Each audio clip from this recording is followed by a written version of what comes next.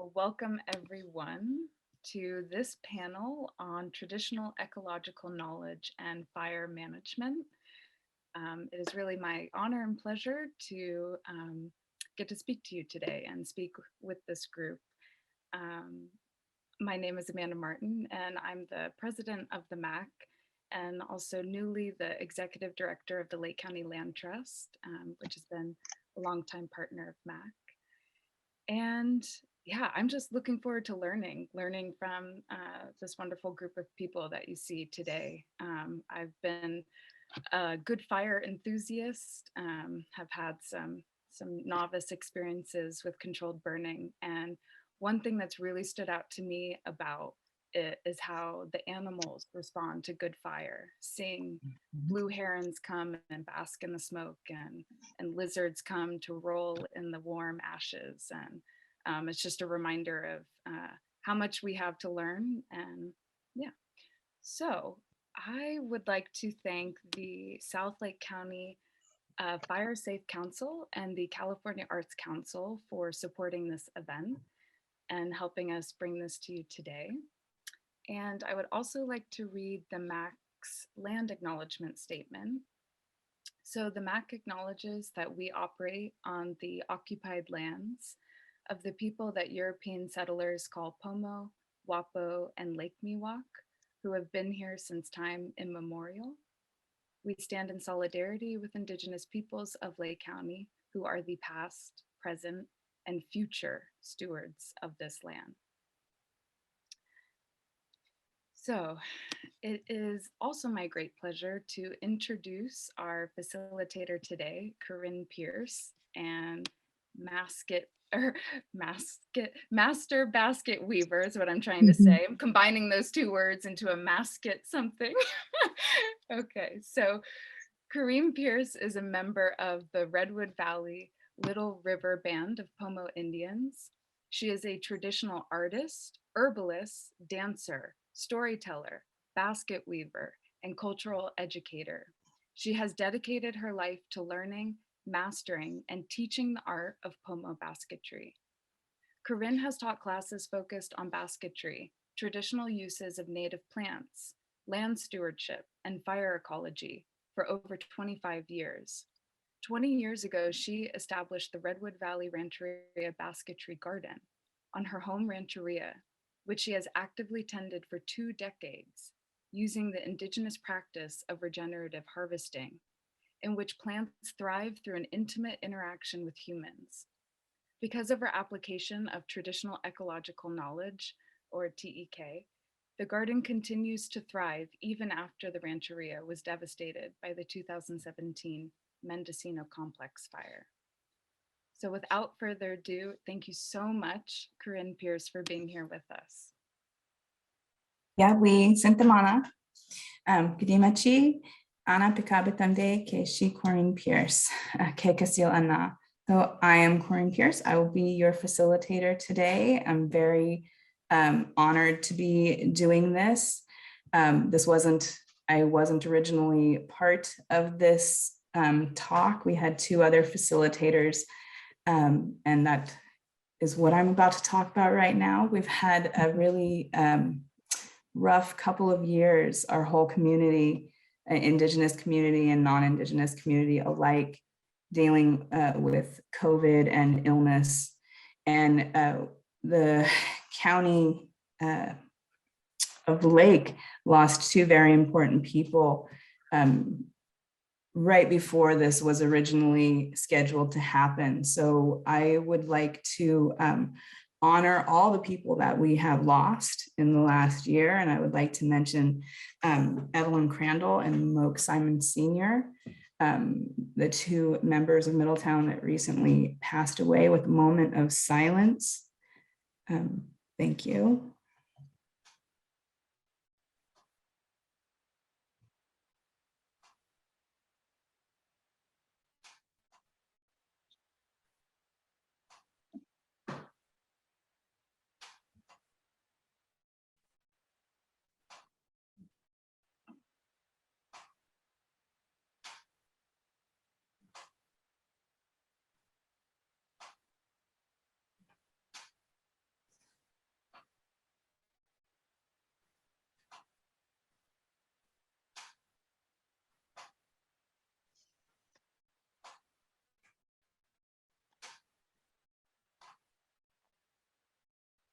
Oh, I don't have it on the list of things to do, but I would like to start this panel with a prayer or blessing, because that is, I know all the panelists, and I know that that's also how we usually start what we do. So I will just start that right now. Creator, thank you for bringing us together. Thank you for bringing these people into the world, these women that are going to be sharing their incredible amount of knowledge with the community. Thank you for all of the attendees who are here to listen with a good heart and to share what we learned today. We come to you in a humble way. We come to you with our heart and our hands open to do your work. So it is my great pleasure to introduce these women that we are going to be asking some amazing questions to and getting some really good answers from. So I will start with the beautiful Meyo Marrufo. She is Eastern Pomo from the Clear Lake Basin. While her tribe is from Robinson Rancheria, she has lived and learned from other California tribes, including Yurok, Hupa, Maidu, and Miwok territories. Meyo has learned from many gifted artists over the years, focusing on cultural arts, regalia making, and traditional foods and cooking techniques. She teaches classes in Northern California in these methods, focused on continuing this knowledge and renewing it for future generations.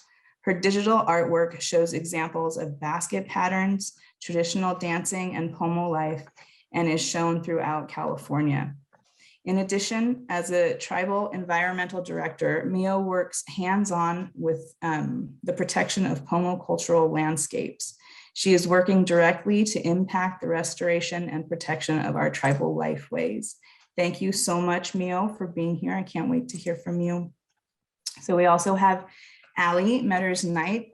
She's from the Mechoopda tribe, whose traditional and present homelands are based in interior Northern California.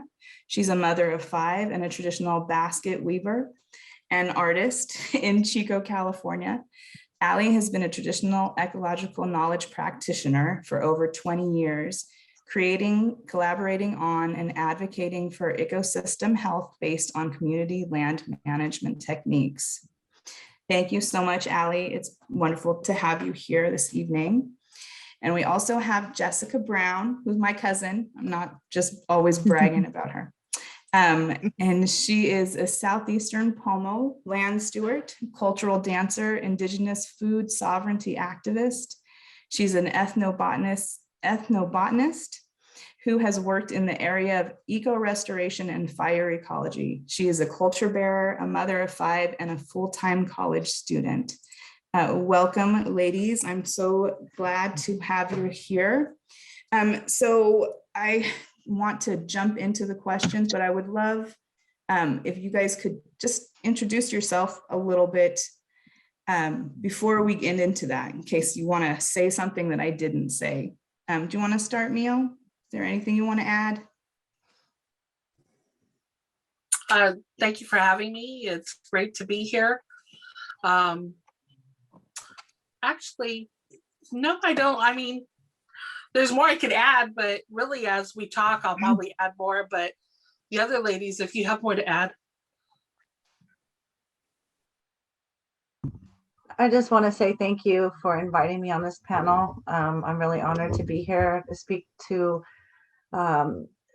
everyone about my experience and hopefully give some strength and inspiration from what I've done. And I'm just really honored to be here. And hey Tunani and hey Tunanum.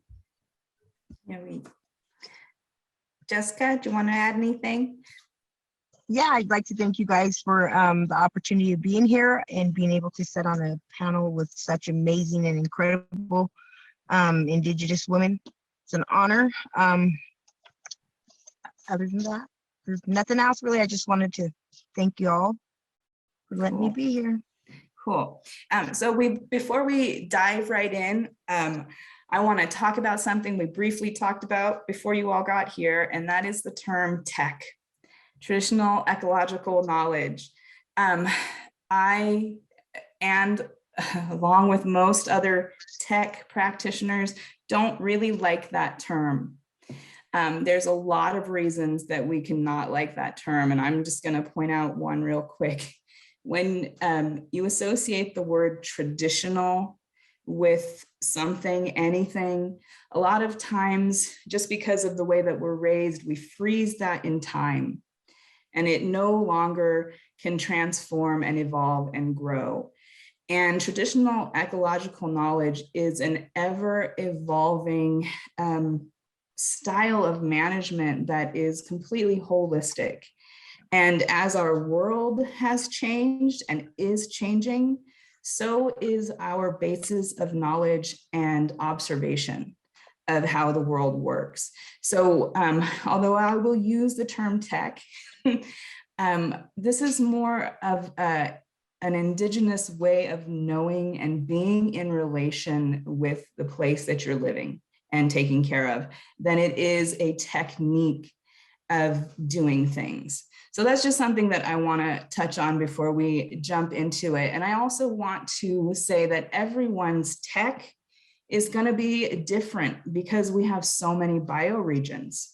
So what works on the buttes might not work on the coast, or probably won't work in the lake. So just be respectful of that and understand that, and take everything that is said here with that understanding that these people are experts in their area, and a lot of times their areas are huge and include a lot of different biospheres, but just be aware of that. So I'm going to start with our first question. And the first question that we have is, what is the importance of traditional ecological knowledge to tribes and to non-Indigenous people? So who wants to start?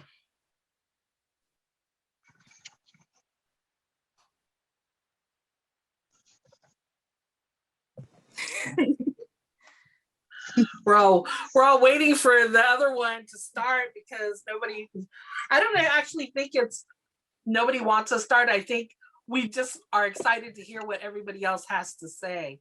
So, I mean, I think we can look at this almost on 3 different levels, because we have our on the ground level, then we have our programmatic level, and then we have policy. Where do we start? I honestly would like Jessica, because you're new at this, but you're not new at this. You say you're new, but you're not new. Mhm. I'd like for her to repeat the question for you, and you answer from the tribal end of it. Okay. Okay. So for me, I believe the importance of tribal ecological knowledge to tribes is it's their specific relationship that they have to their land. And so it pertains to like a lot of the issues, the environmental issues, the connections that the people have to the land. And so like for us, we have a lot of obstacles that we face because we live on a Superfund site. And so I feel like the knowledge helps us in different ways. And so we there's certain stuff like we were once a fishing tribe that we are no longer allowed to fish because of the contaminations of our water. And so there was some stuff that was lost that we no longer preserved. It wasn't preserved or shared because, well, it was preserved, but we couldn't do anything with it because of the status of our environment.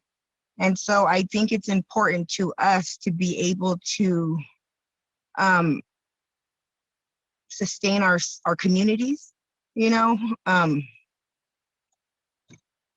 so I think that's why it's important for us, because it's knowledge that can't be separated from the people.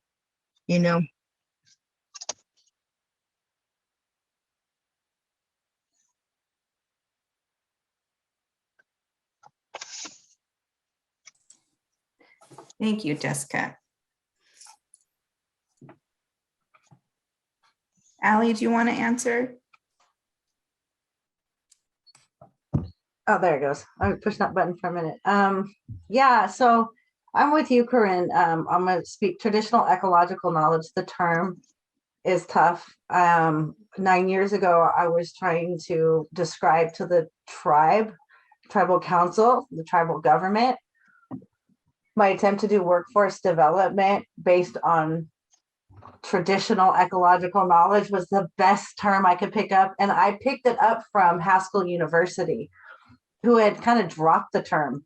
And I just picked it up because it seemed to kind of like speak to what I was trying to say at the time. And now it's kind of come off as a catchphrase, and it's really place-based. And so the place-based knowledge we have within our creek system, we have a huge range of bioregions here within the Mechoopda tribal territory, but we also have a lot of tribal territories around us.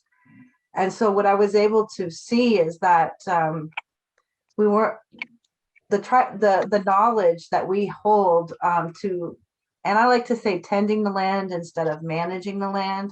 I like to also decolonize a lot of the way that we view land. And so management to me is a colonial term, and then tending seems to be more of the feeling and the right word, but there's a tribal word. There's always a tribal word that's better. So there's the ability to work on public land, tribal land, and to work on a lot of lands, creating spaces for basket material and medicines. And that was really the beginning of my intent, was just to get good basket material. I started off just trying to make a pretty basket. And 20 years later, it's a workforce development for land tending that goes into revegetation. So that's what TEK means to me, is it started off just trying to make nice baskets and having straight material that didn't have contamination from Caltrans or private property or from agriculture that was damaging the material or not using it correctly. And so I was able to create a tribal program that allowed us to move in on public land and create it accessible not only to tribal members, but as an education place for all community members to know what we're doing and accept the fact that we're going to practice this for thousands of more years right here.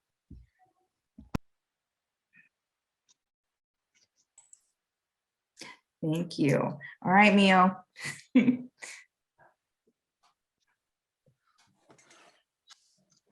So could you repeat that question one more time? What is the importance of traditional ecological knowledge? To me and to other community members, traditional ecological knowledge, like you were saying earlier, and both Jessica and Allie said it too, it's just a key phrase. I do like place-based better, but what it means is it's a mechanism to incorporate Indigenous knowledge into today's policies, because they don't know how to write Indigenous knowledge of the people we took the land from. That's pretty long. So they say TEK instead. The problem with TEK is that when you start to get into the higher realms of policy making, it's harder to quantify scientifically what TEK does. So when you look at on the ground, and you have a program that's on the ground, you have workforce development, you can see the changes in the environment, you can understand, you know, the levels of the fuel ladder, the fuel loads.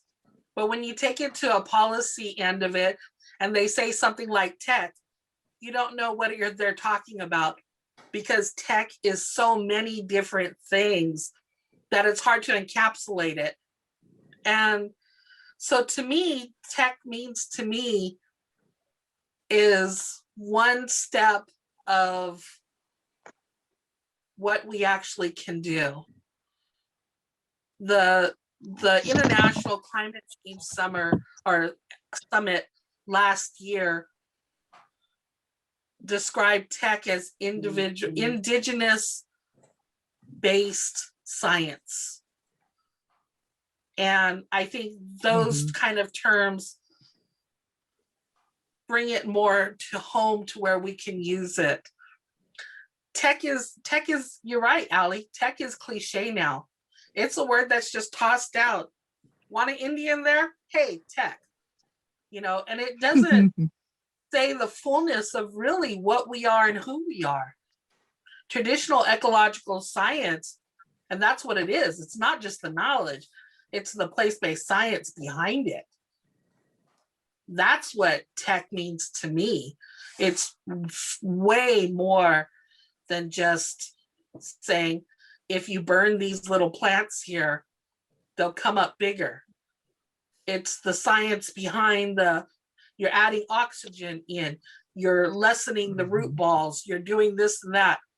That's where the tech comes in, but it's hard to quantify all of that knowledge. Thanks.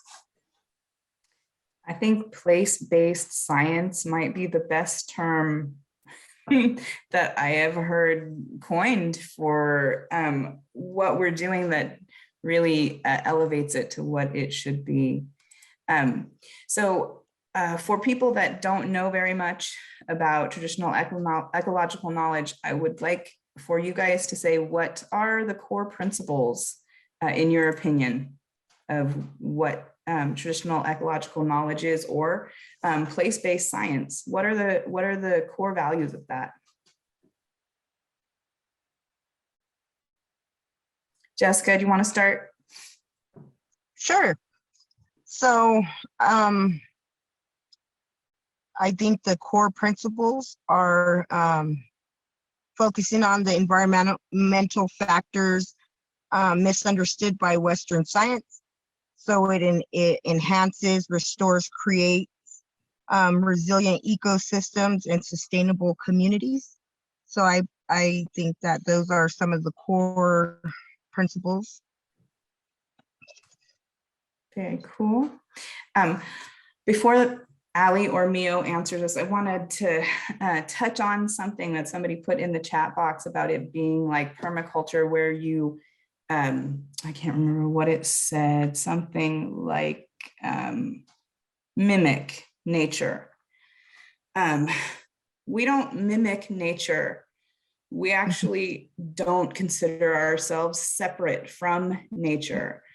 When you are on this land, you are basking in the brilliance of our people's scientific excellence and genius, as being part of nature. It wouldn't be the way that it is without us, and we aren't separate from it.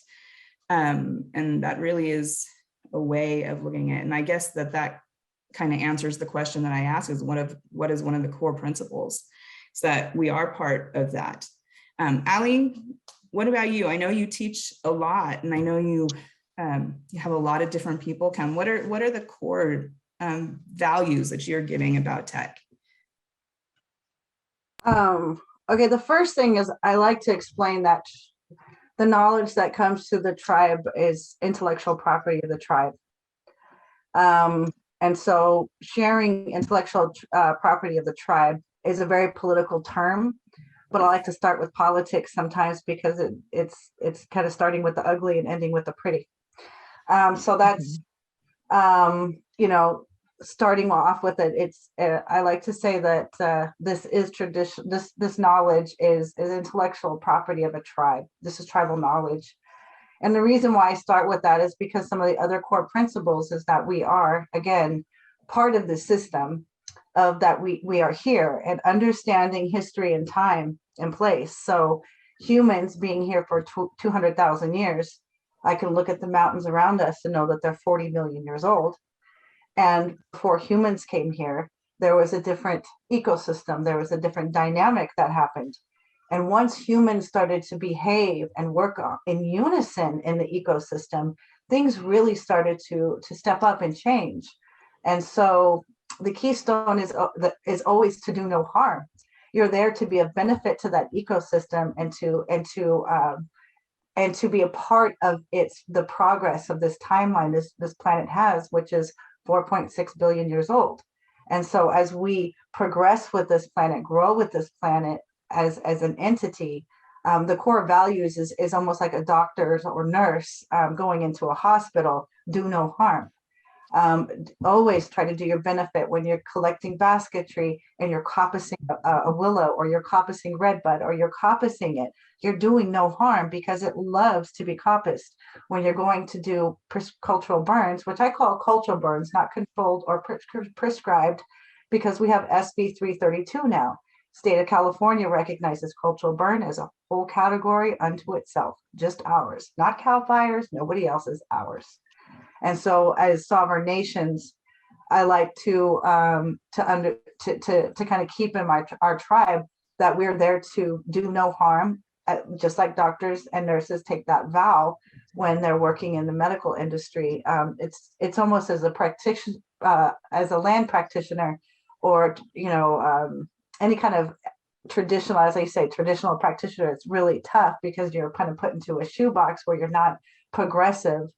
But there is a lot to learn in each ecosystem, in each creek, and each riparian, and each meadow, and any place. There's nooks and crannies to love so individually that it's important that the core principles is that you have to also be on the ground working.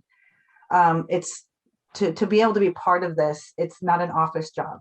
It's not a job that you can do from a very lofty place in your mind, in your head, or on a private piece of property that you haven't left. This is a grand scale, large understanding of your tribal territory and the tending of that territory.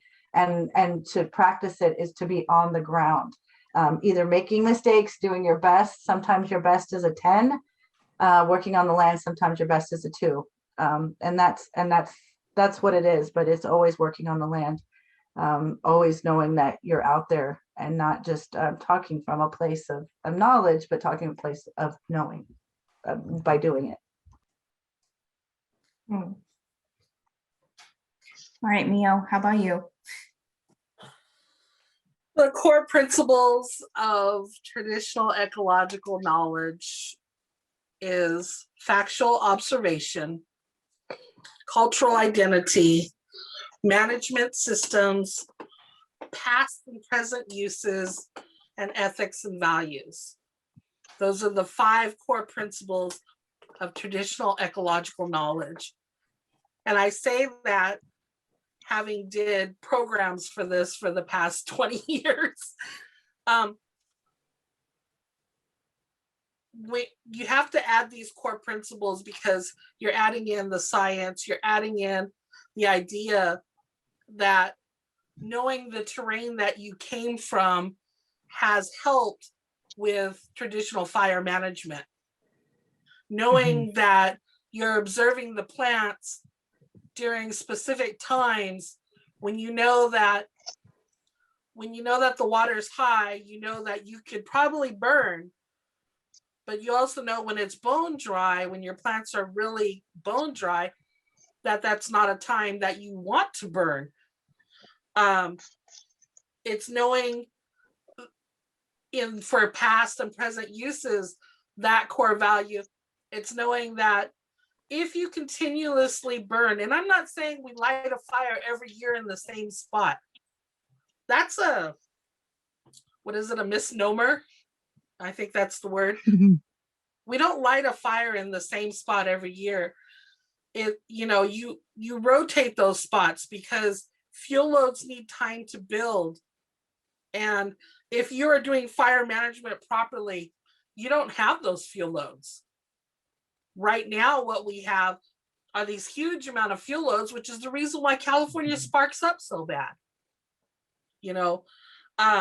Management systems, that's the idea that you burn when it needs because of your observation, because of knowing your past and your present. You burn when it needs.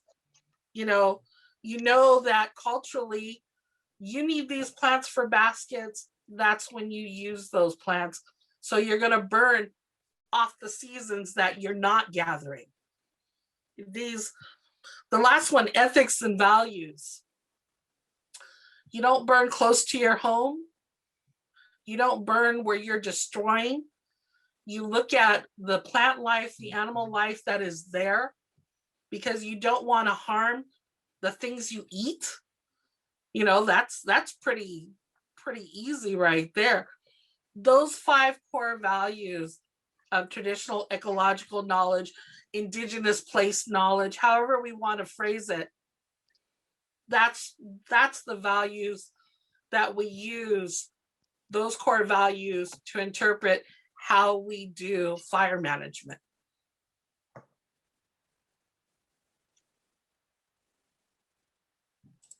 Thank you, Meyo.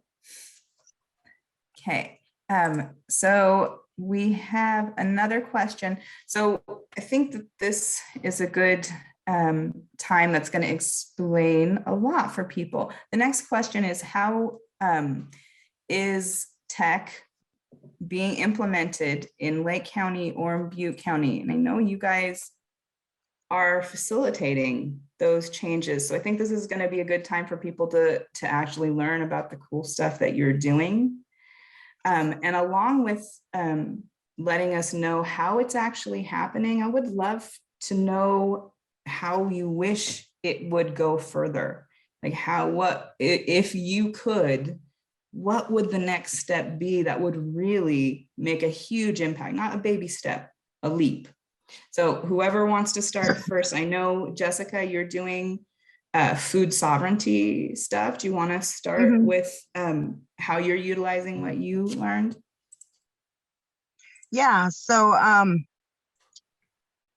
we grew up, like I talked earlier, we grew up in contaminated land, and so the soil isn't good for us to grow and produce crops or anything like that to consume because of mercury. We have mercury and sulfur, and so the mercury contaminates the soil. So we're doing a food sovereignty some work, and I have learned how to go and collect seeds. I have learned how to propagate seeds. I have learned the times that those certain seeds should be planted, how they should be planted. I've done some learning under different, quite a few different people. I went and did some work with Allie for the seed banking. So we're seed banking here. We are doing wicking beds for sustainable harvest, to harvest vegetables for our community. We are bringing back indigenous foods, edible roots, all of that stuff. And so that's the work that's being done in Elam. Thank you. Cool. All right, Allie, how about you? I know you basically designed the whole TEK program, and you teach it, and you recently did burning. So I would love for everybody to hear all of that. Okay, there we go. Well, yeah. So, I'll start from the very beginning. When it really kicked off. What started was under the TIPO office. There was a lot of, after the campfire, there was a lot of cultural monitoring, and everybody got jobs doing cultural monitoring, and it was really good pay, and it was one of those make $40 an hour plus, or $30 to $40, $50 an hour, a lot of hours, but it was a short-term project. Every one of those projects only are for a limited amount of time. So I was watching people get rich and poor within a short amount of time after all this training and then working on cultural monitoring. So I said, we need a long-term sustainable workforce program under TIPO that's not just cultural monitoring. So I was looking into forestry contracting. So there are things called, 20, 10-year stewardship contracting through the U.S. Forest. And I said, that's what we need, long-term contracting, long-term land management programs, something that we're going to be on there for 7 years. We're going to be there for 10 years. We're going to be there for 20 years. Now there's a long-term job for you. But in order to do that, you're not going to culturally monitor something for 10 years. So what it is being able to use cultural resources and split up the term. So you have basically the stones and bones component of the TIPO office, and then you have the living cultural resources. So the living cultural resources are your acorns, your plants, your medicines, your things, your living things. And so those are also protected under TIPO. So we were able to say, well, there's a lot of, water theft. We are in the #1 economy in the United States. Us California Indians created the #1 economy in the United States, and we also created the #5 economy in the whole world. So it's Northern California that makes all the money, and it's also 100 years away from colonization. So when they showed up here, they're basically living off the bounty of thousands of years of land tending that our ancestors and our communities have done together collectively. And so I was like, well, let's get back into doing those collective land management together on our own traditional land through either federal, state, public lands, whatever. I'll take it. I started with a 17.5 acre park in Chico, and said this is a demonstration park on traditional knowledge, and turned it all native plants, all oak trees, and then introducing native plants that need to be in the Meyo region that were missing. So introducing blue oak and more redbud and deer grass, and taking out star thistle and making sure there's more gum plant and more naked buckwheat, and really started understanding the patterns of pollinators and saying, well, I don't want European honeybees, I want native bees. I don't want you there. I only want my native bees on my property. Shoo. So I started really getting a lot of understanding through being on the land year after year and season after season what I was trying to get at.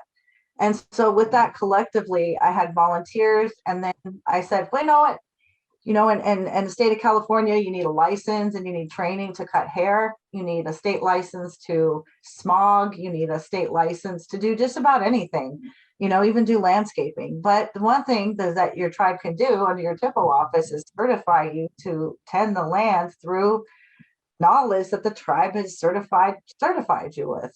And so this was the beginning of creating a workforce different than cultural monitors, but also under the same department. And so with that, we were able to get into climate adaptation. We were able to get into mitigation. That means, in a long story short, there's a bunch of naughty white folks out there, or colonizers, however we want to say, that go out there and destroy a lot of sites. They break the law. They do a lot of bad stuff. And then they have to pay a price. They have to mitigate it. And so a lot of those mitigations say, you've destroyed, and now you have to have a proper restoration. Well, there's nothing more proper than a tribal crew coming in to do restoration. That's us. That's our job. We'll take that contract. We'll do those mitigations. Turns out there's a whole bunch of them. There's almost like $19 million in little spots in Avon. And those are usually contracted. That funding is usually coming through agencies that are non-Indigenous.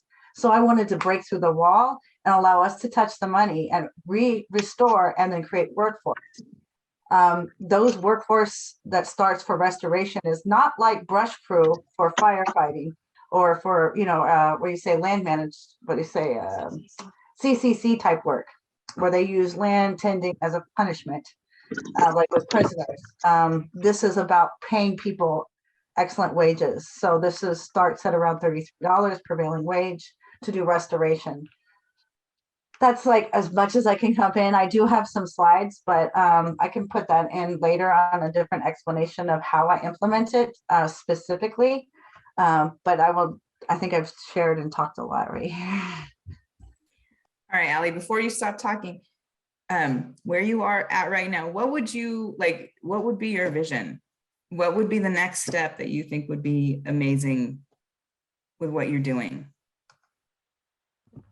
So I'm talking, I have in 2 weeks, I'll be talking to Washington, D.C. subcommittee, environmental and policy reform. And so what I would love to do is have the tribe be a federal agency over the county, over the state, within our tribal territory to manage. We have 180,000 acres of federal forest in Butte County alone. And I would like to manage, co-manage with the federal government, all 180,000 acres of federal forests with a 20-year stewardship contract, and then keep extending that stewardship contract until at the end of the day, the tribes are managing all federal property, all federal lands as the landlord over the county, over the state, and to exercise our sovereignty over, especially the state of California. Oh, I like that. I'm going to keep that in my prayers too. All right, Meyo, how about you? How do you, I know just recently there was a cultural burn at Robinson also, and I know that had to do with policy. So what, how do you see it affecting policy, or how's it being implemented in policy? So yeah, Robinson Rancheria did a cultural burning on the lake, which was first time it's happened in a very long time. It was to basically allow, when you don't manage something, you're creating a lot of fuel loads, and those loads build up, build up, build up. And then when a spark happens, basically everything goes up, sort of like we just did these past couple of 5, 6, 7 years.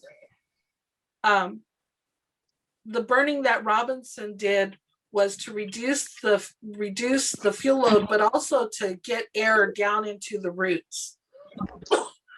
That's another important reason to do fire management, is to allow the native plants that are being suffocated to allow them to get some air. This is the first of many. Tomasio Anderson and the Robinson Rancheria Council have been working with Eco Restoration, I believe it is called. Sorry if I get it wrong. But they've been working to do these burnings on our land holdings, and hopefully the other ones, Tribal Eco Restoration Alliance. Thank you. So they've been working to start these burnings, and hopefully the land holdings around the lake. There's 7 of us around this lake, and so hopefully we'll start doing that. My vision is, so I guess let me introduce myself a little more formally. I am the Central California Regional Tribal Operations Committee representative for US EPA, and I'm the California State representative for US EPA on the National Tribal Caucus. So my vision for our cultural burning is a policy type vision. Ali, you hit it on the head. We're just now receiving trust from the agencies. But that doesn't necessarily go back and forth equally. The agencies are realizing that with this new administration, that they need to listen to Indigenous people a little bit more. Executive Order 13175 said that all agencies need to consult with us now, and they need to figure out how to consult with us. So what does that mean as far as fire burning and the policies that incorporate Native America? It means that we need more money. It means that we need more money to reduce these fuel loads. In order to do a cultural burning, you have to go in there and reduce all of your fuel loads first. And by that, I mean all the dead wood, all the dead grass, everything that's built up over the years of not practicing fire management. You can walk out and you can throw a match out and you can create a terrible fire. But if you do fire management properly, you're going to walk out, you're going to create a little fire that's going to stay within a specific area because it's manageable, which means that the fires that happen here, what happened is that we usually have grasslands under the oaks. So it goes fast and it's low temperature because it just hits the grass. What happened is that we have so much fuel loads that those fires slowed down and they gained heat. Once they hit the top of the ridge with the chaparrals, they became even more hot, and then they came back down and they created devastating fires. With fuel load management, what you're doing is you're taking away those fuels and then you're starting the burning. But in order to do that, you need to have money, because those fuel loads management projects, that's time for people, that's time for equipment, and that's time for moving those fuel loads out there. It's a great time to do biochar, but that's going to need more money. So in order to get us to a point where California can do fire management, where Indian country can do fire management, we need more money to do these projects.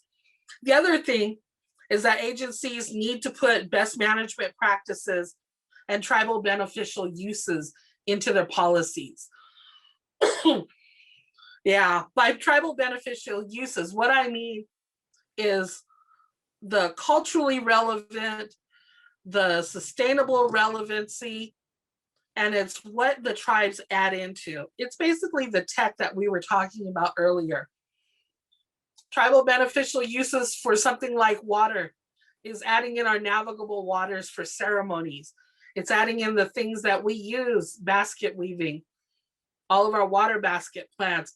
It's the water we use for our ceremonies.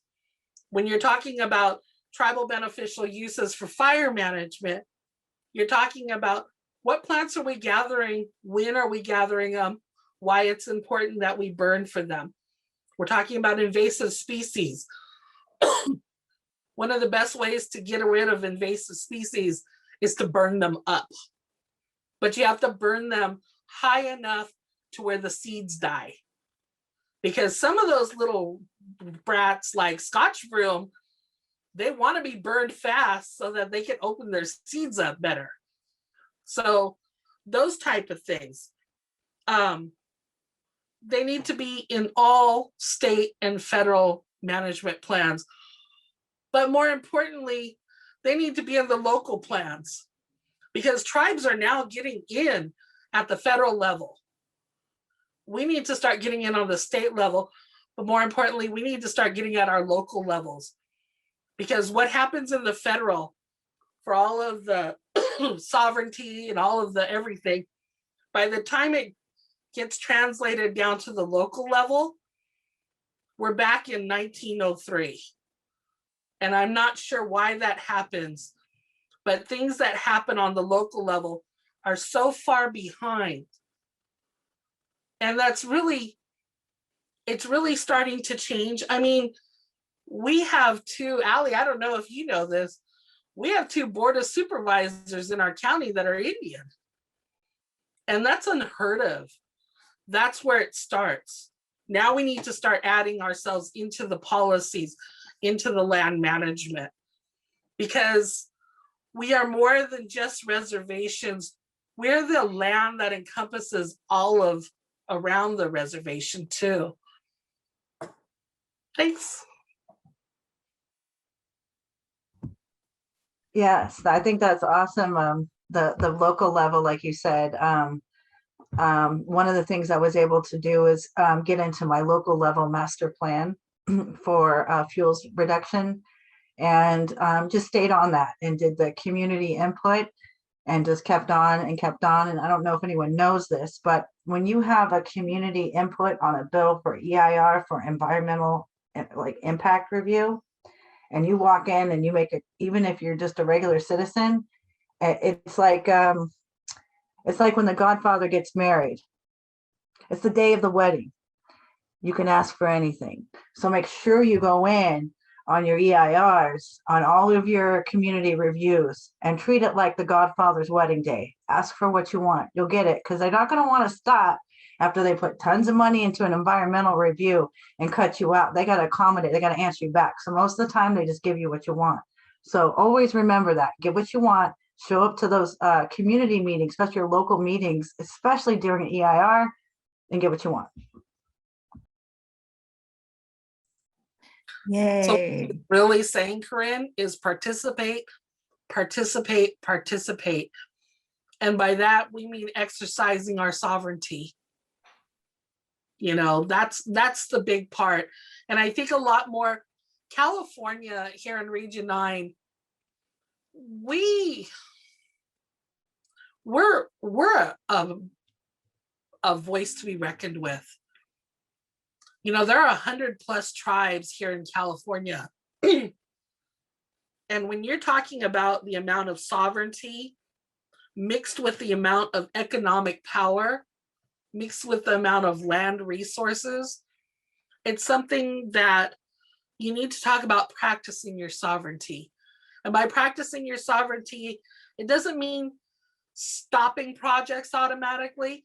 It means getting involved with those projects and finding out what they're actually really trying to accomplish.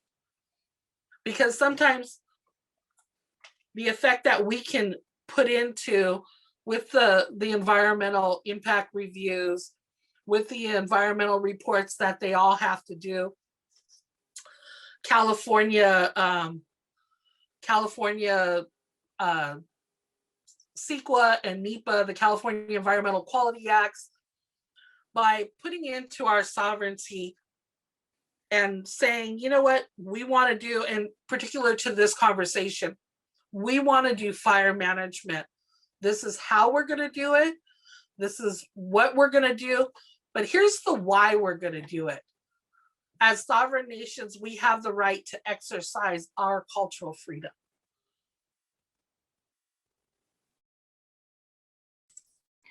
Oh, thank you, Meyo. That was awesome.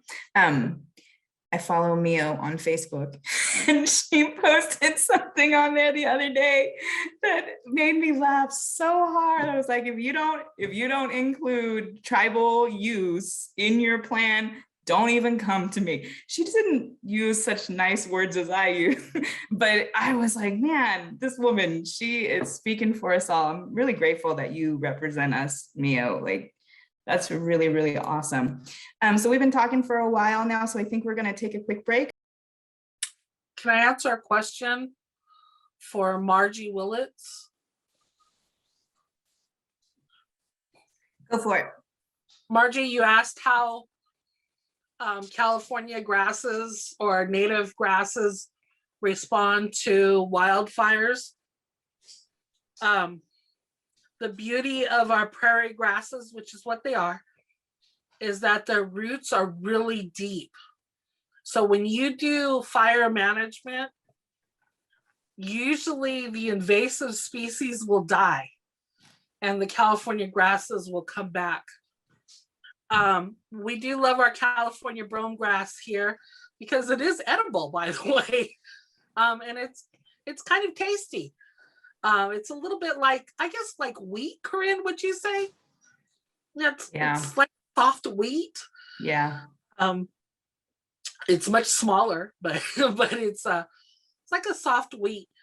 The root systems are incredibly deep for native grasses, so they tend to come back after fire management without a lot of reseeding.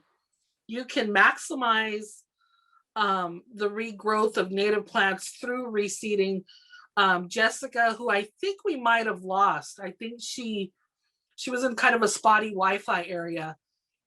But Jessica and Allie both touched on seed banks, native grass seed banks, and the use of native plants for reseeding. So just to answer your question with the grasses, yeah, they're almost, prairie grass grow, their root systems are almost, they're like 5 to 10 feet in depth compared to the invasive species grasses or non-native grasses tend to only go down a foot.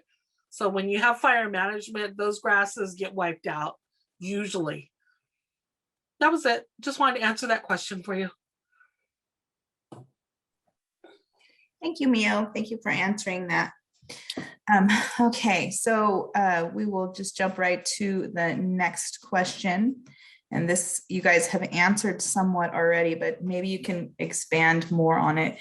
Is what are tribes and tribal individuals doing to expand and grow traditional ecological knowledge in their communities and further?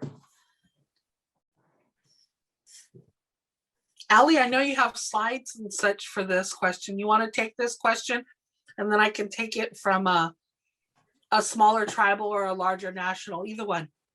Okay, yes, and I'll answer that, and then I look at this questions. Environmental groups meet 3-4 times a year with the U.S. Forest Service Regional Forest. I'm on both of the committees. So for Region 5, and then also for the planning and developing a policy.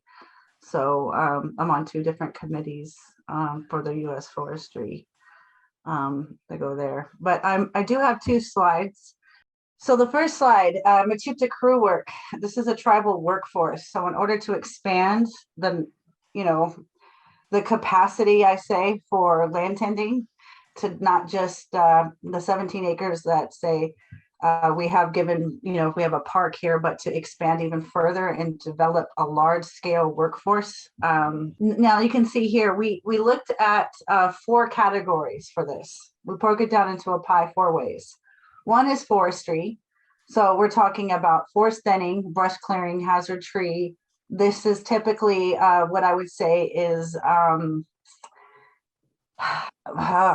we're trying to get a rate of as 3,000 per acre, which is tough.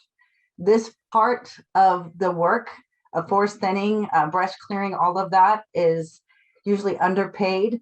It's used by it's punishment work by CCC, prison crews. So the pay here is even more compromised because a lot of these agencies that work with tribal entities know that prevailing wage can be exempt from this portion. So you'll get underpaid tribal members and crew workers working in forestry under thinning. So that's just one category. We've been there, done that. We don't like it so much, but we've gotten all the certifications we need. Then there's cultural burning versus prescribed burning. We have those 2. So that's another aspect of getting cultural certifications for burning through Don Hankins, through other traditional practitioners. But then we also are looking at prescribed burning. We all got our red cards. We kind of mimic what a fire suppressing crew has, but we don't do fire suppression. We do, we're actually not there to suppress any fires. We're there to do cultural burning. And so that rate under SB 332, which is brand new, so check it out. That is a 25 plus an hour rate. So there's more money there under cultural burning, and that can be enhanced through a rate cards that's developed through the tribe. We have reforestation and forest health kind of next to seed banking. So we developed a tribal seed bank facility, concept that the Mendocino Tree Farm is extending a 638 contract through the tribe. And that is to have an actual, I found some federal surplus property sitting at the Mendocino Tree Farm. And just like Alcatraz, I said, hey, federal surplus property, shorty swing my way. And they didn't like that too much at first, because that's local level sometimes on the very ground level, but the feds up at the DC level loved it. So we're getting everybody acquainted with each other and the policies of a tribe's being able to acquire surplus federal property on forestry. And so we're able to develop seed banking through all of these. Basically, forestry is cutting down. So they have tons of buildings everywhere, tons of surplus buildings. And so I'm looking at aiming of those to be seed banks. And since there's a surplus property in everyone's tribal territory, we should go find one. And that's where we use for seed bank. And then we use that seed bank through our 638 contracting to go look at restoration and forest health. And this is where traditional ecological knowledge and really works at a high rate that is starting at $33 an hour. That's where you want your tribal niche to get into. So we'll do the second slide. And this is kind of how we do the certification and training, how we develop this capacity is kind of what I told you to under forestry. We went and got the S212, the CFOLR certification, how hazard tree removal, and then master cut certifications. We have our crew got those. Okay, we got them. We might not use them all, but we could use them when we want to on a contract because we got it like that. We can throw chicken nuggets out the window because we got it like that because we have those many certifications. And then we go under cultural burning. Like I said, we're looking at wildfire certification. We're not using fire suppression, But then we're also going into burn boss certifications and cultural burning through Don Hankins, another a pyro technician who's Indigenous, Miwok, and also in our area. So we're, also using fire with this FEMO certification, which is fire monitoring, which is a really great component that we're using. The state uses that. We like it, looks good. We're going to try it. We're get certifications for that. And then on the bottom, it's all tribal. So the tribe is issuing all the rest of the certifications within our tribal territory. And that's under my position is Master TEK Practitioner. And that is basically giving me the authority to certify tribal and non-tribal members to work within our tribal territory using our tribal knowledge of place-based science. And so this would go, we have riparian and watershed management. We're looking at woodland and meadow restoration. We're also teaching GIS, Avenza mapping, so that our crew also has the ability to whip out their phones and ping and dig, just like they do for cultural monitoring, but this is for living cultural resources. So you can ask me where all the redbud is in Bidwell Park, and I might have a map for you. And not just for gathering redbud, but for gathering the seeds and everything. And so, and then this is adaptive management, where it's showing, and this is where, TEK kind of like crosses a line from traditional into adaptive. We have to adapt our ways. There's certain things that that we're coming up on that we're learning in the moment, and we're scaling that into our certification program. And so we're being creative in our tribal certification. So it's not just like I said, we're doing fire seeds, say, and so these are seeds that need to be burned, stratified as they're called. They need to be scarred by something and then burned in order for them to germinate. And you're looking at redbud. We have a lot of seeds off of our fire adapted plants that have been adapted to fire for thousands of years. They need a certain treatment in order for those seeds to germinate. And so we're turning that into a certification and knowledge, and how to propagate and how to study the DNA within the place you're at, because you're doing restoration. You really can't use a bunch of, I'm not going to go say Lake County is like, hey, we're doing a bunch of restoration here. And I'm like, here, you can use all my Pitt County seeds. Well, the DNA and all of the stuff in the seeds, that's not going to work. But it's about place-based and understanding that the DNA in a certain area needs to stay. And we were looking at soil and pollinators and all of that. So that's the creative part. Also like, bee training about native pollinators, those kind of things. Sliding over to the seed bank, it's the same thing. Learning how to store them each season and then turning them into capital. Because what I've learned is that all these native forestry and nurseries around here, having been visiting my restoration sites to use seeds and propagate things that I have to go sell to major projects. So now I'm like, no, we're going to cut out the middleman. And that's going to be all of our restoration sites. Those are also all our seeds. That's ours. And so now I want to be able to take the seeds within our tribal territory and acquire them for capital. And under this program, that's how we're doing it. So this gives tribal members and even community members that are not tribal, either living in tribal housing, living in tribal families, or just want to be supportive of tribal programs and want to get employed, to have this all around knowledge and how this works together for the tribe. And so this is how we've been able to locally build capacity.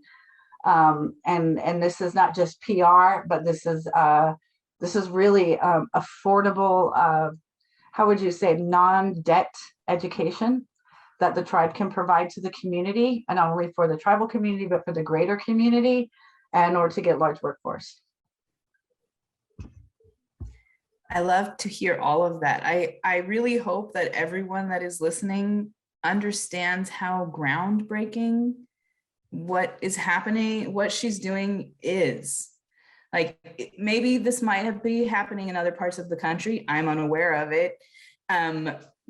But for her to create this, and I always say, I have my grandmother's name, but I don't have to be quiet like she used to. We are here to share, and we're here to take You know, like there's this quote that I'm coming for everything that you denied my ancestors. And that is real, and it's not scary, and it's not a threat. It's a wonderful promise that it's a, you know, and I always think how much we want the land back, how much the land wants us back. It's a big thing. So Meyo, I'm gonna ask you, since Jessica's not here, to tackle it from both ends. So I'll add a little bit real quick of what people are doing, what traditional knowledge bearers who have, and I will say that almost all traditional knowledge bearers will have traditional ecological knowledge, because in order to play an instrument, you have to make that instrument from nature. You know, in order to dance your regalia, you have to be in communication with the plants that support those animals that you are then going to turn into what you're wearing and when you're honoring their spirit. I think that, you know, working together, I think that COVID may have been a good thing for the Indigenous communities, because we reached out to each other in a different way. And we're working in unison with a single goal in mind to reclaim and take care. Like what Ali said, do no harm. We are here to improve, to take care. So I'm just going to mention one thing really quickly, which is the Pomo Weaver Society, which I'm a part of and Meyo is a part of, and there's a couple of other members watching. I think that sharing traditional knowledge with as many people as you can in your community is a huge grassroots movement. So working with the Pomo Weaver Society, we have people from every area, and we are literally redistributing traditional harvesting areas to those people so that they can be taken care of again in a way that they are supposed to have been this whole time. So I think all of us working together is a great thing. Sharing knowledge is a great thing. And that's just one thing I want to add, but then I want to hear what Meyo is saying, because she works on a national level. She also works, she's got her feet in the mud with us too. So would love to hear what she has to say. First, I wanted to address Magdalena put in there USFS, don't they use native trees when we were talking about seed banking. A lot of the agencies do use native species. Unfortunately, they're not native to that land. What's good in Southern California is not good in Northern California, which is not good in Northern California, which is not good on the East Coast, it's not good on the West Coast. So tribes are stepping up to not only document those seeds and grasses that are in our areas, but also provide nursery and restoration plants to them. I wanted to say that, and that was just a quick answer to it. Like Ali, tribes here in Lake County, in Mendocino County, and Sonoma are definitely stepping up. Robinson Rancheria is doing a tribal employment rights office, a TERO office, which means that they are doing their own employments through the tribes. And it's much like what Ali was describing, where the tribe runs the projects, hires the people out, and contracts for them, and takes on crews out to the different areas. So Robinson Rancheria is doing a tribal employment rights office. As far as seed banking, Hopland actually has developed an herbarium, and they've had it for quite a few years. An herbarium is very different from a seed bank. An herbarium documents all the plants that you have within your area. A seed bank houses the seeds to grow those plants. So while some of us have just started with the seed banking on a very little scale, and on a nursery scale, very little, they are doing those types of things around I say the Tri-County area, which is not our really true, but Pomo area is Tri-County. So there are tribes that are stepping up to meet those needs. Nationally, can you repeat the initial part of your question? You're on mute. You're on mute. Bring up the right screen, sorry.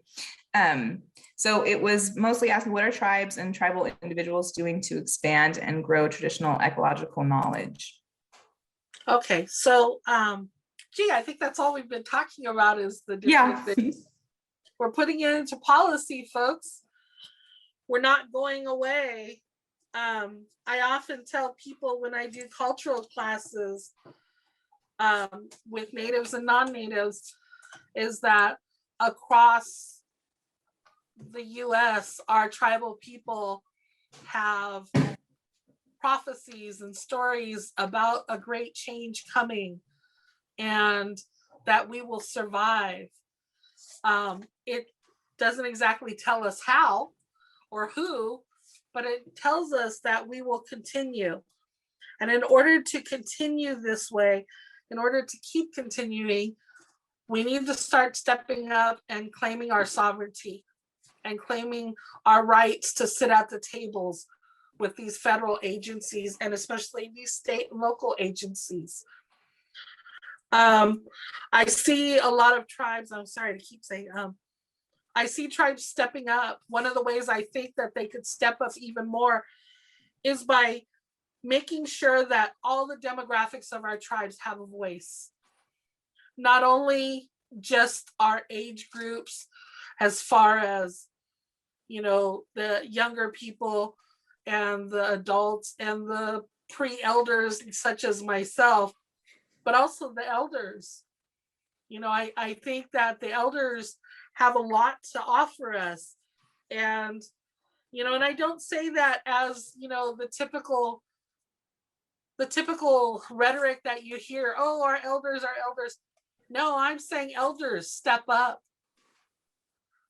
We don't know everything and we're not going to learn it unless you teach us. So elders, step up. Pre-elders, step up. Tribes, start listening to your elders. We have adopted a colonized view to where our elders have become throwaway members of the society, and they're not. We need to start listening to them, and they need to start talking. Have that voice. We need to start listening to our children. Many of you who know me on here have heard this story a million times, but I'm going to say it anyways. I taught a class on acorn, and I asked the kids why they wanted to learn. And a young man raised his hand and he said, because we want to survive the zombie apocalypse. And I told that story at an adult function, and everybody laughed. And, you know, we just kind of smiled. And then I looked at them and I said, what do they know that Creator is telling them? Creator is telling them that there is a change coming and that they need to learn and they need to go back to their land and figure out what it is that they can do to help fix it. That's what we need. We need for our tribal people to step up and start talking and start demanding and start saying, hey, we're not going to put up with this anymore, but also that we're not going to do it anymore. We need for our non-native neighbors to say, hey, you guys can gather in our area. Go ahead and get your medicines and your basket plants. We have been living within these areas for millions of years. I don't tend to use time immemorial. Millions of years. And when non-natives first came, they didn't know we were here. It wasn't because we were running around wild, naked in the forest. It was because we lived so sustainably that they couldn't tell. And that's what we need people to understand. We need our non-native counterparts to understand that the traditional ecological knowledge that we have, you know what, it works. Why does it work? Because we're from this area and we're invested in this area and we love our home. We gather here. We're not going to do anything to destroy it. We're not going to go in to our basket roofs and wipe it out, because that's not how we gather. And I think some of our non-native neighbors think that when they say, come in, that we're going to go in there, we're going to take every single thing. That's not how we work. You invented slash and burn, not us. And that's no offense. I don't mean to be offensive. But what I do want is for people to recognize that we have a right to gather in our own home. And this is our home. When people do land acknowledgements, I laugh because I'm sitting here and I'm going, well, I'm here at home. So I don't know what to say. So I think that I want to reiterate for our people to step up and for our tribal council to listen and to get those demographics that don't have such a large voice and start saying, hey, what do you guys think? How can we fix this? So that people like Allie, people like Corinne, people like me, we can take it forward. You don't have to walk it. We'll walk it for you. But we need to know what you want. We need to know what the issues are, and we need to know what you think is going to fix it. Thank you. Yay. I love it when Meyo just says everything I'm thinking and she could talk for the rest of the day. She said something that reminds me of a show that I watched that had this one professor that I really loved, and he would often remind people that the absence of evidence is not evidence of absence. Just because we were so good at living in communion with the land that we didn't leave a lot of stuff behind doesn't mean that we weren't here, and isn't proof that we weren't here. We are around Clear Lake. I know you guys are, some of you are around Clear Lake listening to this, and that's the oldest lake in North America. If there was going to be people living somewhere, it would be there. So we've been there a long time. I know we didn't talk too much specifically about fire stuff, and Meyo really did a lot of answering of a question that is next on our list, but I'm going to ask it anyway. What can individuals do to respect the land that they are living on?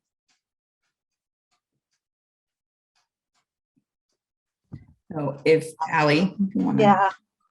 Yeah, I get that a lot here in Chico because we do the TEK certifications. We have a website, tekchico.org, where we kind of, create a little website for, show and understanding of things.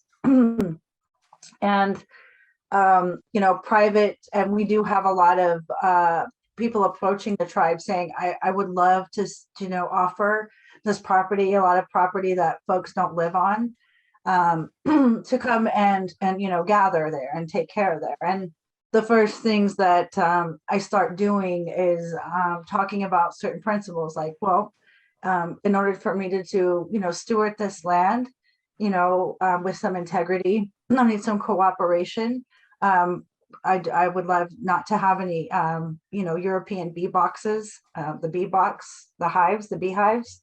They are to be removed. Because they like to pollinate star thistle and super naughty plants that don't need to be there. And I would like to encourage native pollinators onto the area. And then I also talk about, cattle grazing, E. coli, and the removal, and how cattle really remove, and how I would love to sustain and bring back elk, traditional, what we say traditional, but we know as indigenous and native gaming back into the areas. And so talking to California open spaces and places that like to use the Williamson Act for cattle, I'd like to be the opposite of that and encourage, and a lot of stuff. I don't know if you knew that, Chico State was given a whole bunch of land for free by, and this is a true story, because I'm quite, I kind of have to take sometimes a Machiavelli view when I do some of my public work. And that means that I'm kind of the mean one, and I'm a Doberman who just barks everybody into my tribal council. And so you don't want to deal with me. You'd rather deal with them. They're much nicer. And so I play that kind of role sometimes, but it really helps, for agencies like Chico State is giving a preserve to the Mechoopda tribe. And we found out that you can't give land to a tribe for preserve because it wasn't in the law. So now we did have a Senate bill or assembly bill that came through to allow tribes to receive preserved lands to do land stewardship, to steward the land using traditional ecological knowledge. And this has been a big, huge change. So that people realize that we're not going to go into a piece of land you give us and build 15 casinos and do a bunch of economic development. What there is, there's actually a goal to create seed banks, procure basket materials and medicine through the tending and stewarding of the lands. And so it's an attempt to decolonize the mind, the programmed mind of a lot of folks that think that it's important, but we're going to develop land when we're it's a whole different approach to it. And so and supporting tribes that do workforce development, my experiences is that a lot of non-native, especially white males, have a really strong, profound, I don't mean to be offensive either, but have a strong, profound need to control everything. Even when a brown native woman is the top tier leader and you can't go over my head, that seems to be extremely painful for a lot of folks. And so it's about letting women be leaders, brown people, brown women be leaders, and accepting that without challenging or critiquing our knowledge so far down that we have to do a self-inventory every time we teach or go out in public because somebody is personally like, I'm not a therapist. I have to deal with your own problems sometimes. I might just do me. And so, but at the end of the day, what we can do is allow us to lead and trust. I don't want to be at the beginning of like Jungle Book and the snake saying, trust me. It's not that kind of trust me. It's trust me, we have to work together.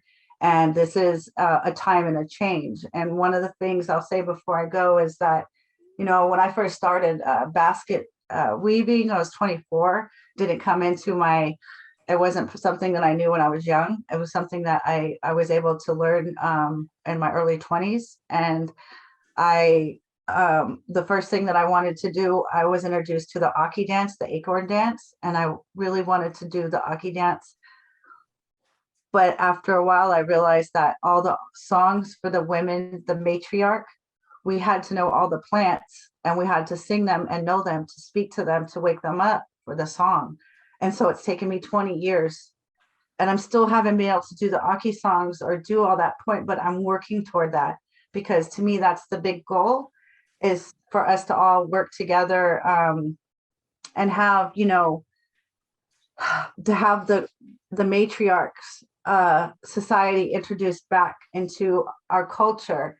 And so, and it's, to me, it's about the relationship with everything non-human. That is the most important thing that I'm learning right now.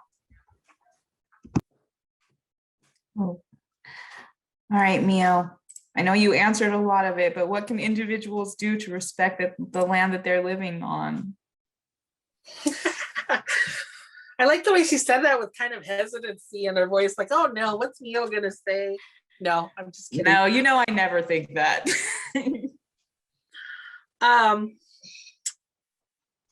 So I made myself a list No, I'm just kidding.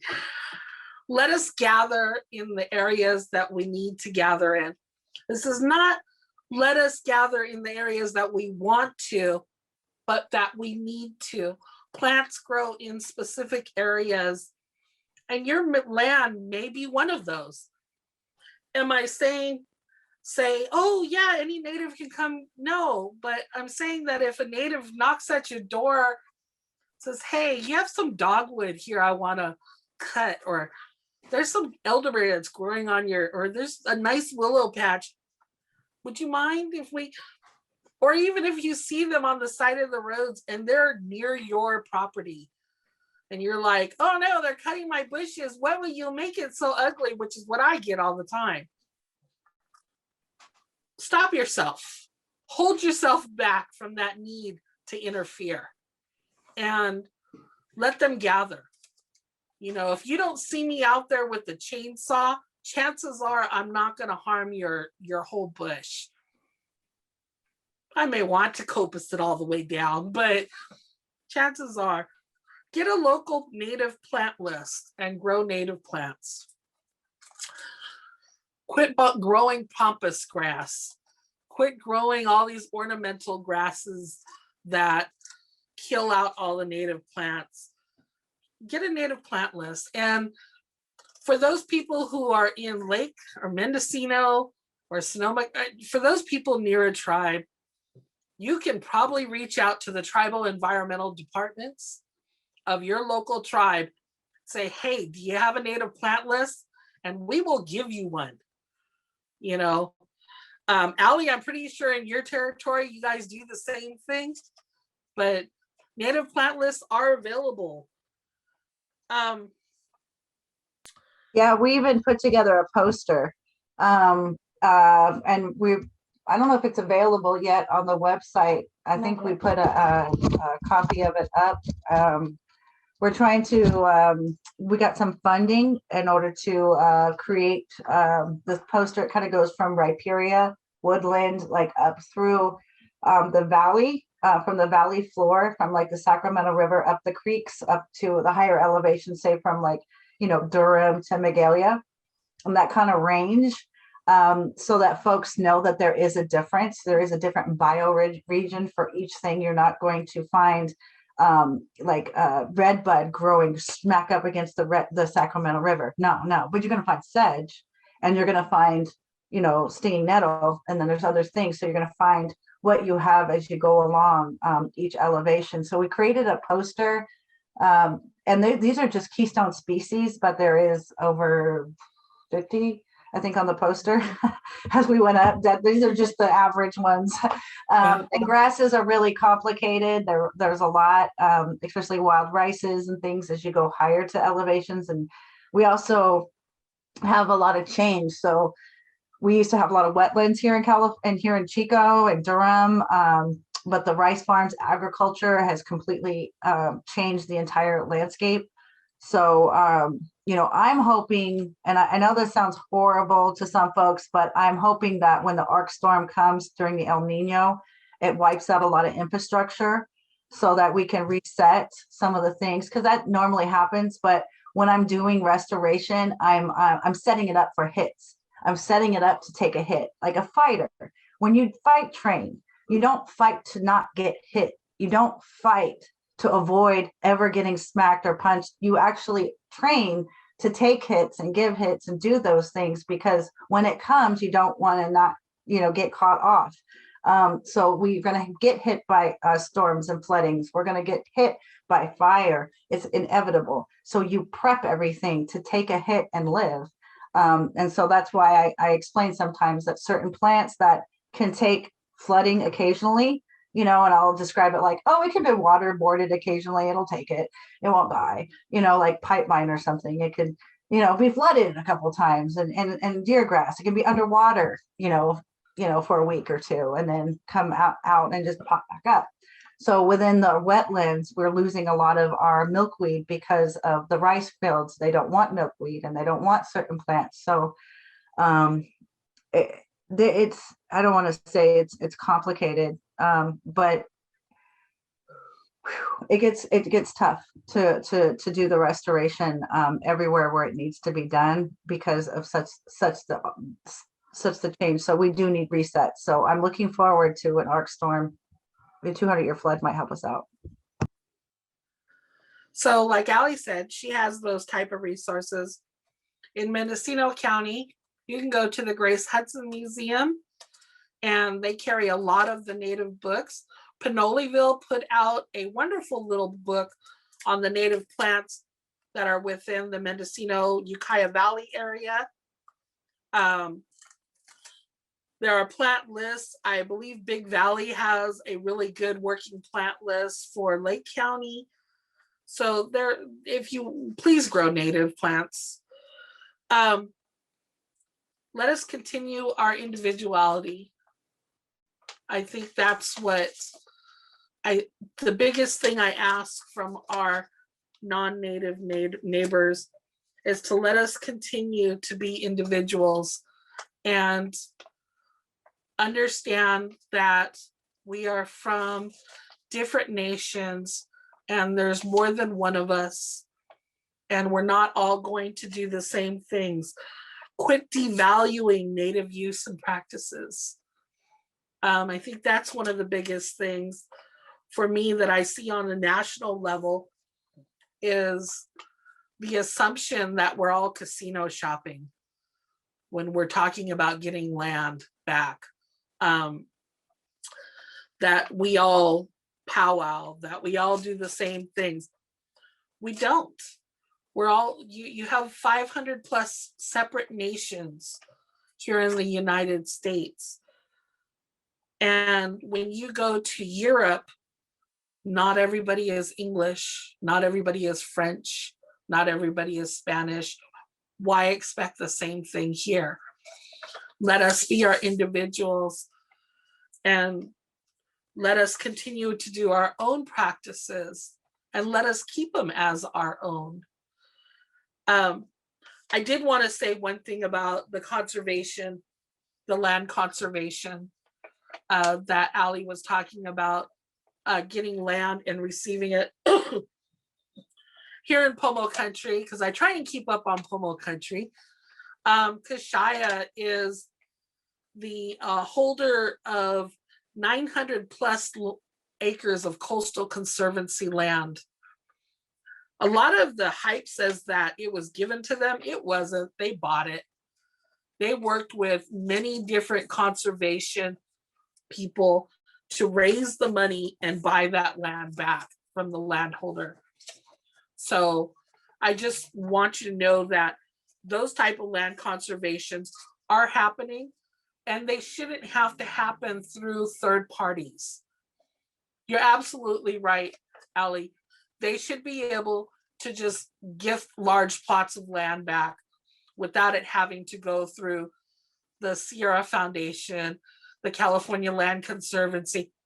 Don't get me wrong, for all those who are on there, we love you and we want you to continue to give us love back, but we shouldn't have to.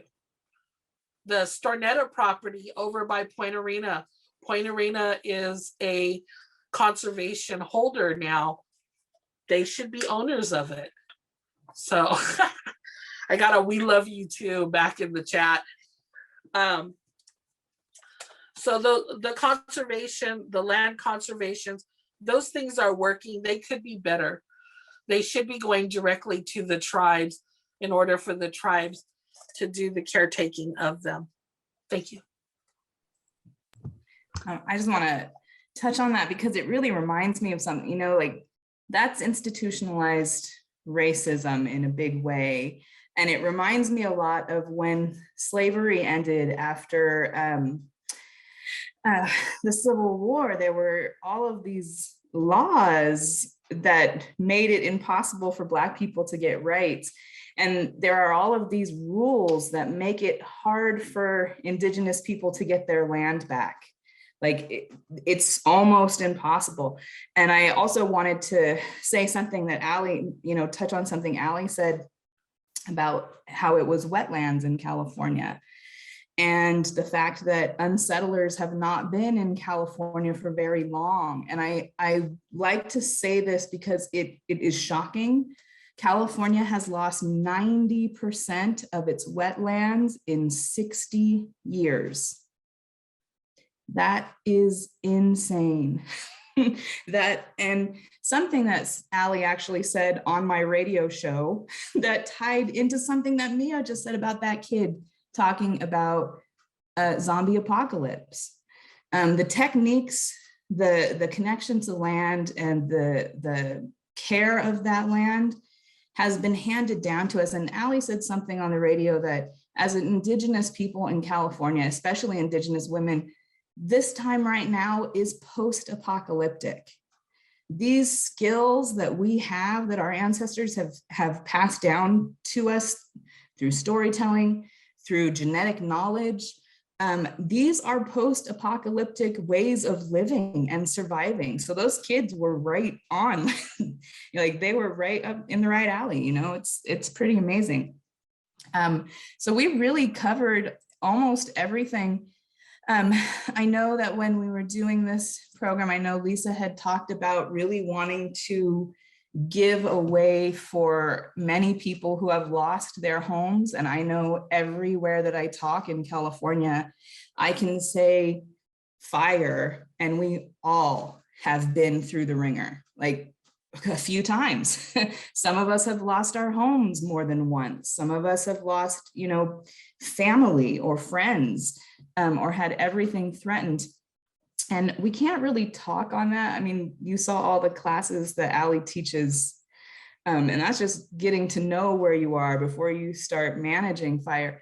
But I think that a real goal is to look at your landscape in a new way. Look at your landscape in a way of caretaking. And I don't think that most people know this, but the way that our forestry system really works was sort of based on the way that the forestry system works in Australia. Now, if you compare California and Australia, there is no comparison. Like our trees aren't the same, our bioregions aren't the same. You can cut a eucalyptus tree down and it will grow back. You can't cut an oak tree down and expect it to grow back in 5 years. That's not how it works. So we're meeting with forestry people is like an uphill battle sometimes. So I think things are shifting. I'm not sure. I want to ask the ladies before it's time to go. In terms of fire safety, I think everybody already knows the rules. 35 feet clear around your home, because we live in colonial homes. We have to do that. Is there any other advice, ladies, that you can give? And before I hand it over, I want to say something about cutting trees down as a knee-jerk reaction to fire. It is a belief and associated with many traditional Pomo myths that it's actually the trees and the plants that call in the rain. So when you cut those trees down, the rain actually doesn't even know where to come to anymore. And cutting trees down because you're afraid of fire actually increases the chances of non-native plants growing in that place. And I will tell you for a fact that non-native plants burn at a higher temperature than native plants do. So you're cutting off your nose to spite your face when you remove these native plants from your place because you're afraid of fire. I know that sounds totally the opposite of what we all want to hear when we're thinking about fire. But that's just something that I wanted to say before I ask you ladies to give some advice about fire safety. This is where, you know, I do a lot of consultation with the Fire Safe Council here in Butte County. And I was able to put together some paintings to illustrate exactly what I talk about. And it is native plants. Your riparian has hardwoods. So around your creeks, you have alder, you have cottonwood. Those are good. You don't need them crowded, but they are hardwoods. They will slow down a fire. They are fire adapted as well as drought adapted. So they're made for climate change. Your blue oak are really good hardwoods. You need your fire breaks. One of the problems that happens I see is a lot of, white firs. They like to plant those everywhere because they're cheap and they're cheap throws and they grow fast. Well, your alder grows 8 feet a year. There's no reason why you're going to be picking up plants that grow exponentially. Your cottonwood propagates, your willow propagates, your mule fat propagates. What that means is you can take a stick, put it in the ground and start a new plant. So it's really easy to do that. And it's also really good to take care of it. If you're a basket weaver, you want straight, long shoots. You don't want a big old mess of willow, all bushy and random. You want to be able to go through and slice your sticks like butter. Go through there. I like you. You stay. I like you. I like you. You can go through your whole willow batch like that. That's good. That's good fire management. So you want basket weavers on your land, and that'll save you. And then also you want to be able to have a good idea about where you're at on your WUI. So your urban, it's called your urban. A woodland urban interface, your WUI. And so what that means is you got thick forest somewhere. You need to know if that's a timber forest. Sierra Pacific Industries is kind of naughty, and they like to take big old timber monocrop forests and put them right near areas where you're going to have urban life pretty soon. Those areas are matchbox. They're meant to be cut down every so amount of years, or if they're not cut down, they just turn into fire hazards. So something that's been happening with Sierra Pacific Industries is they're doing huge timber fields of conifers that are that don't belong in the area that they're in, but it's just one monocrop. And then they cut it all down. They do a slash sometimes and burn, and then they start growing. If they don't do it right, they start growing in wrong directions like this. And now they can't use it for timber industries. So they take that whole weird piece of lot of strange, crooked sticks, and instead of taking care of and tending it, they count it as carbon credits and just wait for it to turn into credit until it goes up into smoke. So you have to understand the policies of the forest around you. And so that's why I think tribes should manage all forests. So in the state of California, there's 33 million acres of federal forest. All tribes should be managing all 33 million acres, period. And in cohesion with the state and the federal government, but everywhere you're in tribal territory. There's nowhere in California that you're standing. There's no rock that you can pick up, nowhere where you're not in someone's tribal territory. Therefore, we should be able to manage all 33 million acres from the state of California through tribal sovereignty. Oh, all right, Meyo, any advice? I don't know if I want to follow that one. I like that one. How about it is 6. How about I roll us back and I tell a story? Sounds good. During the fires a few years ago, the ranch fire in particular, I was evacuated out because I live in a cove and the entire hillside around me was on fire. And I was actually sleeping in my office in Ukiah. And the Grace Hudson Museum approached me and said, "Hey, Meyo, can you do some acorn, or can you talk or do something so that we can have some normalcy?" And I said, "Sure, I guess I could do that, feeling pretty normal myself, And I was a little bit off, but I said, you know what, you're right. People do need to feel normal during a fire. So I was out there and I was demonstrating all around me. Everybody was talking fire. Oh God, what about this? What about this? What about this? The fire this, the fire that, because that's how people react during a fire. Our homes are burning. There's potential loss. There's everything like that. And your body goes into panic mode. Even if you're not directly near that fire, the idea that a fire is close primitively puts us into panic mode. So they're all talking and stuff. And I'm sitting there and I'm like the only one who's been evacuated that's there. The rest of them still have their homes. And I'm like I'm cool, young, I'm just doing it. So finally somebody turns around and says, Meyo, what do you think about these fires? And I said, the acorns are going to be great next year. And you could have seen and heard a pin drop. And one of the ladies at the time got a little upset with me. And she said, well, how can you say that?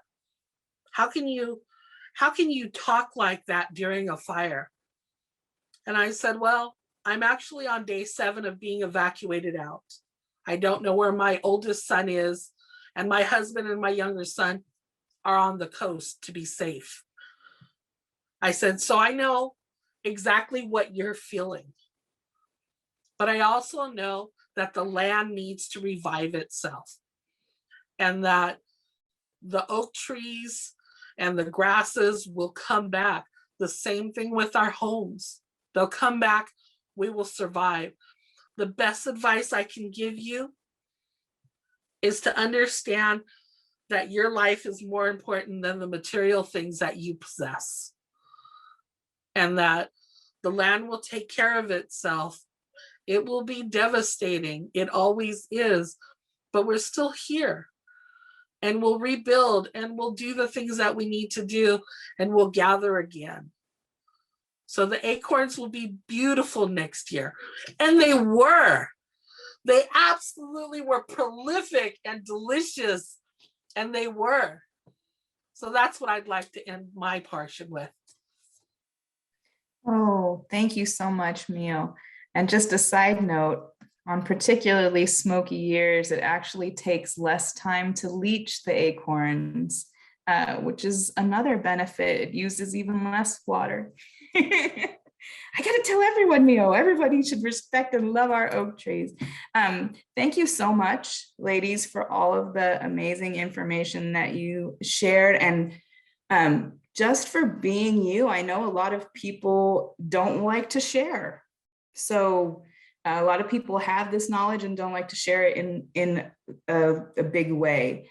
But you guys are doing that, and I'm so grateful for you. And thank you everybody for staying and listening. And I hope that you got a lot out of it. I'm going to give you one more tip for fire management: quit planting pine trees. They are absolutely indigenous and native here, but the amount that people were planting them in, like when PG&E clear cut, they would replant pine trees. You can look into the hills now and see those pine trees dead by being eaten by pine beetles. And the pine beetles are jumping from the pine trees to other trees, and all of those dead trees are fire hazards. And pine trees in the wild, when they're dry and they're dead, they literally are dynamite.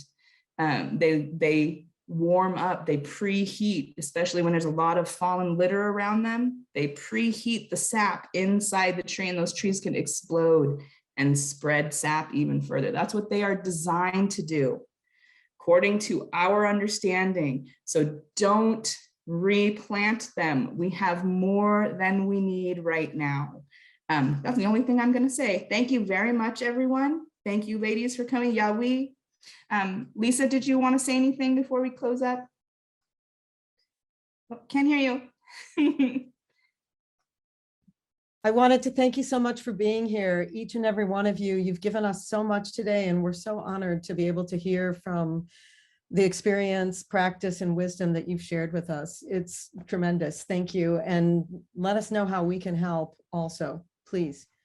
Aside from what we've talked about, like, put posters in my hand so that I can put them online and things like that to share, please. So right.